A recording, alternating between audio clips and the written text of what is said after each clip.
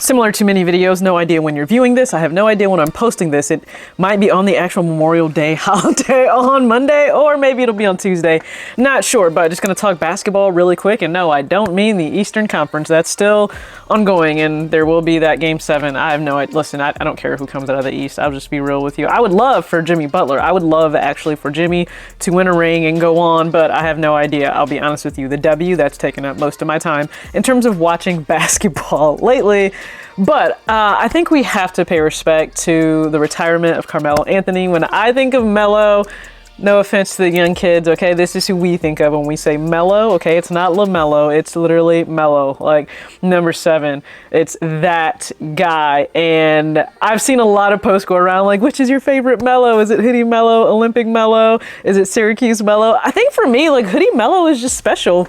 And I have the Equality Jordan Melo hoodie. It's a hoodie that's going into the closet, okay? So I'm still in this ongoing process of cleaning out my closet. I think a lot of you have, you've seen that video, so you've been around since this whole deep closet clean out. It's going really well. A big 20 by 20 by 20 box and an additional box to set aside with a lot of clothing in it. I mean, a lot of clothing in it. So I'm making progress there, but my Equality hoodie, Melo hoodie, that will stay. So I think Melo hoodie is always special to me. I am curious though, go ahead and comment your thoughts below.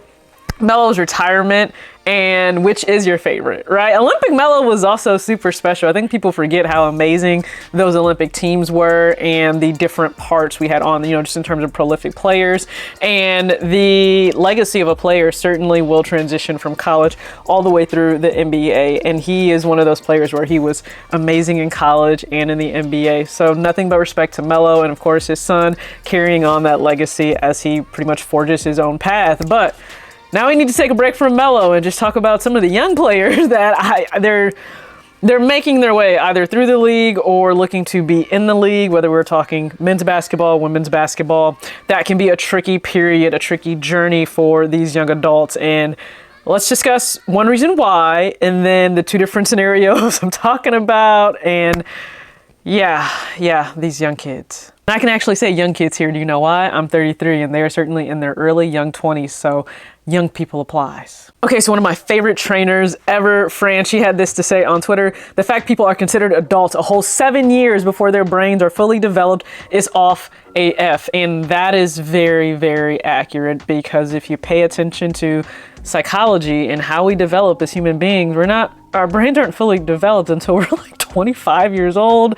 And so you have to know that a lot of the actions young adults will make from 18 leading up to 25, listen, it often appears to us who are older to lack sound reasoning, logic, long-term thought, analysis of how things can affect not only themselves, but others around them in the future by proxy. They don't necessarily possess that. They're gonna make some choices that just doesn't make sense at all. And you hope that there are other people around them within their tight-knit close circle they can rely on and turn to for more sound advice based on the been there, done that, made these young stupid mistakes, or you just want to steer them in a more sound direction than maybe you went in, or you've seen other young adults go down. And we're definitely talking about Ja Morant and Alexis Morris here. So for Ja Morant in the NBA, you've likely seen all the headlines and seen all of the chatter of why his name is in the media right now, and it's not based on him playing because his team was knocked out well, I don't really want to say knocked out. Listen, they haven't been a factor in basketball for a minute, but his behavior has been, and I understand that people are saying, why are we coming down on this young kid so harshly? Okay, please be aware, whether you like it or not, when you're a star, because he is a star, let's just start there. His talent, his ability, it's amazing to watch. It's captivating, it's exciting, it's electric, it's explosive.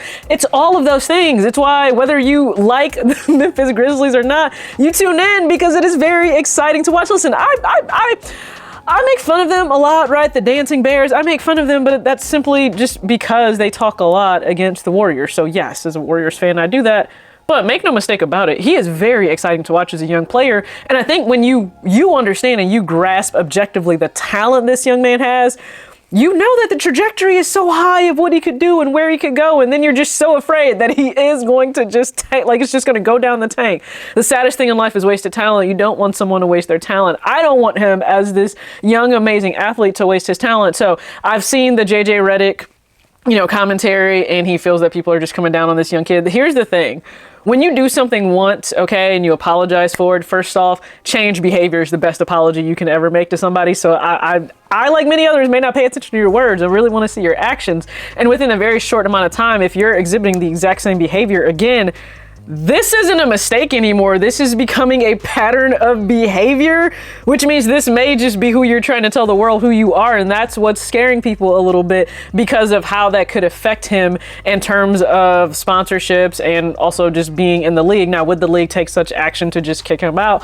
I would hope not. And I don't think so. I mean, I think he will face a more harsh punishment in terms of this second incident with him having a firearm and brandishing it on video. Social media, young adults, why do you feel the need to put everything on social media? Like, every single thing doesn't need to be on there. I've also seen people say, well, if he has the right to own a firearm and if he has a license, then what is the problem? Number one, for a lot of us that are legal gun owners, we have licenses. We don't feel the need to just wave it all around all the time on social media. Okay, I don't need to wave my firearm around for you to know that I have one. Okay, it's meant for protection of myself, but I don't need to brandish it all out, certainly not on social media. It also feels like you're compensating for something if you feel the need to always have it out. And I understand these young kids, maybe they are swayed and moved by the music they listen to, but that can't be your excuse. It just can't be. So no, there are a lot of us that possess a firearm. We're not waving it around like that on social media. We're not. You also need to have friends that have more common sense being around you, and maybe they're really young and they're not having the understanding of what it can mean for your career and your sponsorships and everything else. And I really hope Jai gets the right people around him that understands everything doesn't need to be put on social. Like, understand, they could have been doing all this and it not gone up on social, and this may not have been a factor or a talking point for a lot of people within sports and all over the world. Number two, there is something called a code of conduct. And if you have no idea why a code of conduct policy would matter in this situation, it's leading me to believe you don't work for a Fortune 500 company, you don't work for a Fortune 100 company, because go out and do something unbecoming of the image of your employer and see if it doesn't possibly get you reprimanded or fired. And like, you may not face like an 8-game suspension, or you may just go ahead and be fired. So yes, code of conduct matters. There are a number of people that lose their jobs all the time based on things they're doing on social media that's not in relation to their employer, but their employer still may not like that behavior. And yes, they can, especially if you're an at-will employee, they can say deuces and fire you for that. So please just keep that in mind. But his behavior, no, it's not becoming of the league. It's not becoming of someone who young people, young men and women are looking up to. It's not. So for the sake of his own future, his daughter's future, everything that he can positively impact, he has positively impacted. I think a lot of us just want him to do better there. Now, his shoe was like momentarily taken down off of Nike.com, and then it was put back up, and then it actually sold out. I believe it was like March 25th that it was posted, and it sold out. So I'm sure a lot of us are not sure if it sold out because, like, hey, the sales are just there and people are just there to support, or is it like, oh my God, is he not going to have a shoe contract anymore with Nike? Sure, a lot of us are trying to figure that out, but I simply want Ja to take some time, reflect, and he's done that, right? I understand that he gave people a bit of a scare on Instagram with saying goodbyes on his social, on stories, but I'm glad they did a welfare check just to check on him. You have no idea the impact that a lot of this stress could have on somebody that is young and they just feel like the whole world may be against them. I'm glad they did a welfare check. I'm glad to know he's okay.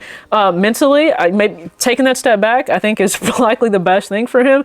And I really hope that he just gets it all together and on the right path. Again, I think a lot of people are frustrated because it doesn't seem to be this is what he grew up in terms of like being in this street life, and it's like, hey, I want to prove that I'm about that life. I don't know why, because there are some people that are out there that will try to pull your card and test if you're really about that life just because you are a pro athlete, and I would hate to see that happen. I would hate to see anything take a really dark turn for him. Again, he's such an amazing player. I think he can have such a positive impact, but that's going to depend on what he wants to do moving forward. So that being said, on to Alexis Morris, because she had to make an apology based on her social media reaction instead of response.